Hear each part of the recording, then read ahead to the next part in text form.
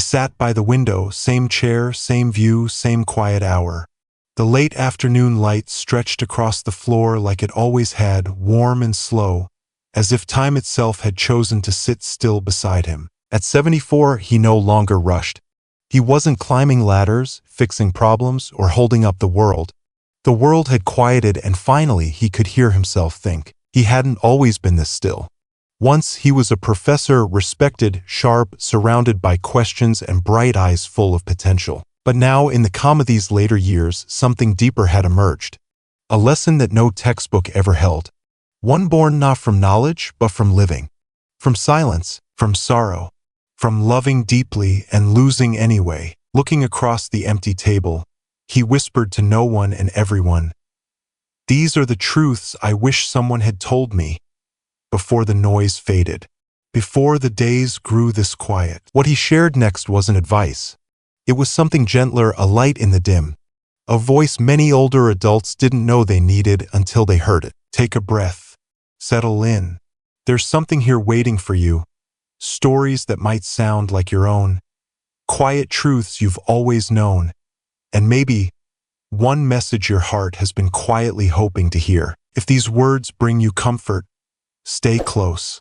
Subscribe to Elderly Wisdom Story, a place where your story still matters. Now let's begin. Let me offer a truth he never said out loud, but one that echoed through the silence.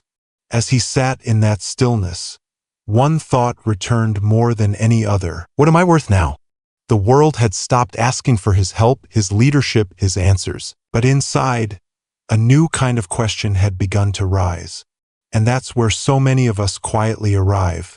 At the place where we start to wonder whether who we are today still carries meaning. It's subtle, the way this feeling creeps in. We don't talk about it much.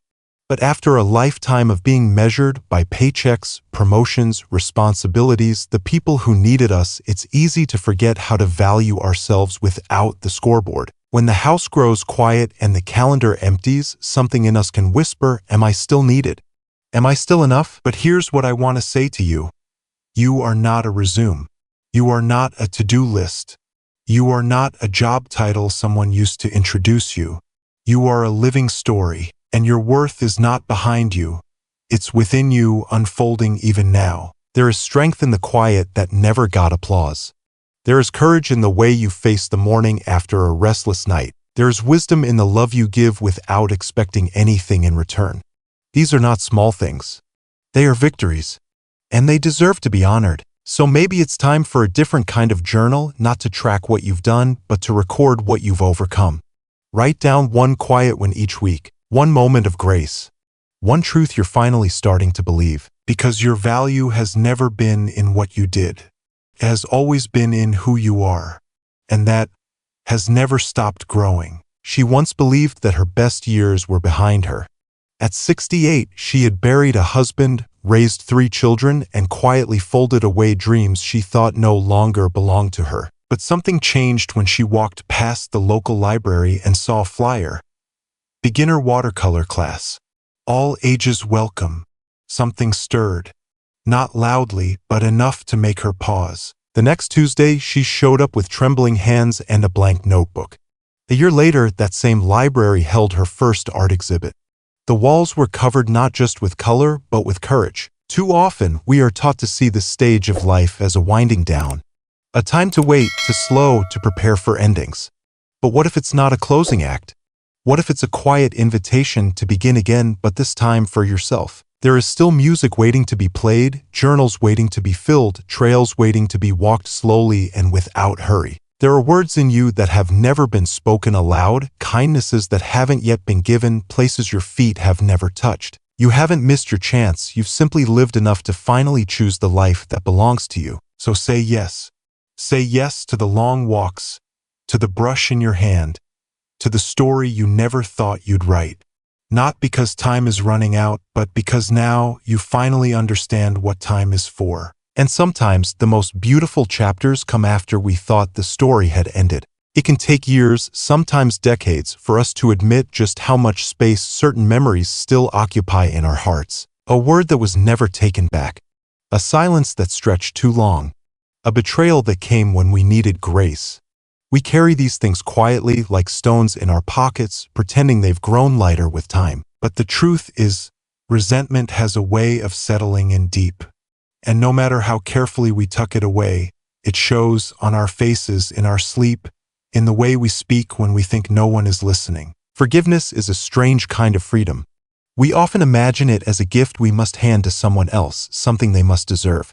But the real truth is, forgiveness is the gift we give ourselves. Carrying resentment is like dragging a heavy suitcase through the rest of your life and never checking it in. You grow tired. It wears you down. And worst of all, it keeps you tethered to a pain that no longer needs to define you. What if letting go didn't mean excusing what was done, but simply deciding that your peace matters more than your pride? What if you wrote a letter not to send, but to release what's been sitting heavy in your chest? Sometimes the words need to be spoken only once, only in private, only for you to finally exhale. No one needs to say, "I'm sorry," for you to heal. The healing is yours to begin. And the moment you let go, not for them, but for you, you create space again. Space for calm. Space for joy. Space to be who you are now, not who hurt you then. And that space, that lightness, that is where life begins again. There's a quiet pressure that lingers long after the responsibilities fade. The feeling that you still need to earn your place. That if you're not helping, doing, fixing, offering, or giving, then somehow you're falling short. It's a weight that many older adults carry without even noticing, like an invisible job description that never expired. And yet, beneath that burden is a tender truth most of us were never taught. You do not have to be useful to be worthy. You spent decades showing up for family, for work, for everyone but yourself. You were the one people leaned on, turned to, depended upon.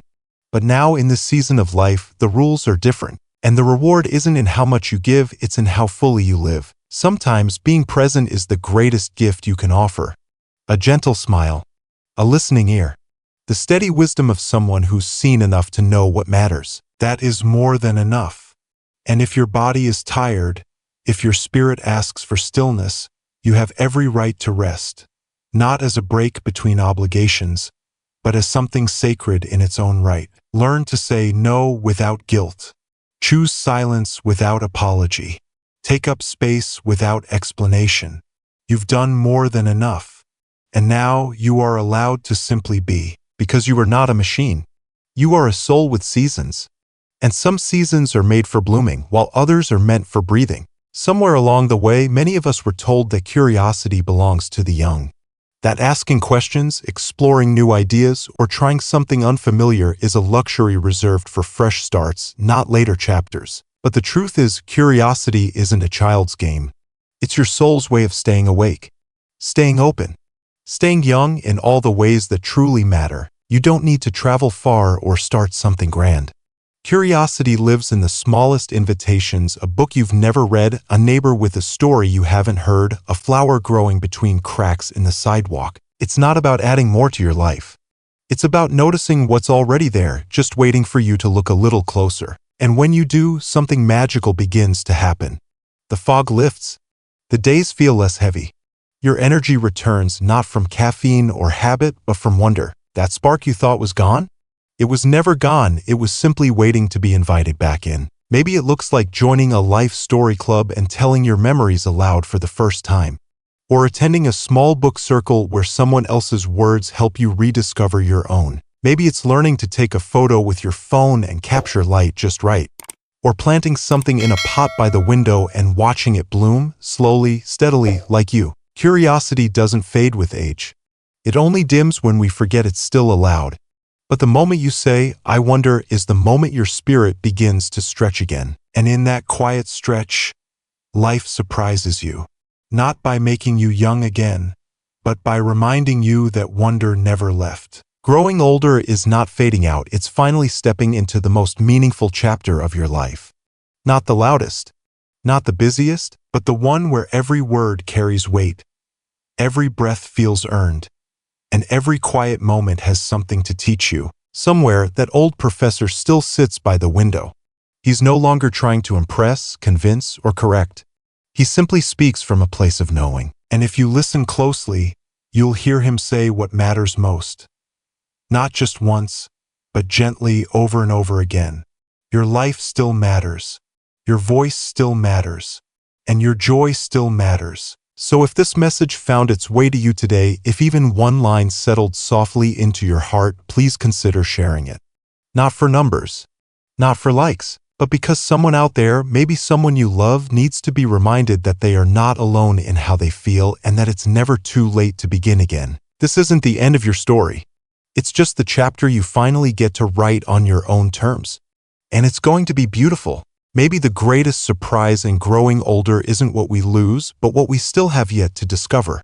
Not in the outside world, but within ourselves. Through all the stories we've told today, from letting go of old measurements, to forgiving without needing applause, to saying yes to dreams once abandoned, a quiet truth keeps surfacing. You are still here, and that means the story isn't done. Life doesn't ask us to stay useful every minute or to earn our place in the world again and again.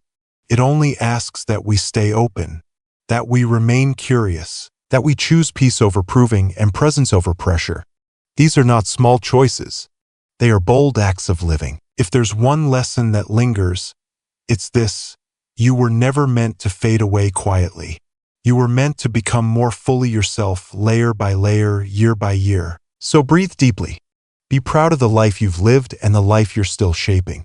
And if this video brought you a moment of calm, a spark of hope, or even a quiet tear, consider sharing it. Not for clicks, but because someone else, maybe someone feeling forgotten, might need to hear exactly this today. And if you'd like to walk this path of wisdom a little further, subscribe to Elderly Wisdom Story, because your story still matters, and we're here to help you tell it.